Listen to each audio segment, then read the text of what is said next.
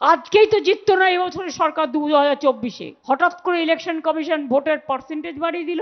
মহারাষ্ট্রে কি করেছিল ভুলে গেছেন? ওরা জানে ভোটে জিততে পারবে না, ওদের ঘোট করতে হবে। ওরা নোটে জিতবে, মানুষের ভোটে জিতবে না। আমি চেয়ারকে বলছি না, কিন্তু বাবুকে বলছি। প্রথম বাবুও হতে পারে, দ্বিতীয় বাবুও হতে পারে, চামচ দিয়ে দুধ খাওয়া বাবুও হতে পারে। দালালি করারও একটা লিমিট আছে। অত্যাচারের সব সীমা পার করে দিয়েছেন। কুচবিহার জেলা, আলিপুরদুয়ার জেলায় দেখলাম আগে ছিল 700-র ওপর ভোটার, 2002-এ ओरिजिनल। बोलছে सब ठीक ठाक कर दिया हमने, ऐतिहासिक बना दिया, एसआईआर को ऐतिहासिक बना दिया। उनको सुनने के लिए मैं हिंदी बोल रहा हूं। तो अगर 700 वोट 200 2002 में जो मैप किया उसमें है, नया मैप बनाया, तो इसमें 526 वोटर को नाम निकाल दिया।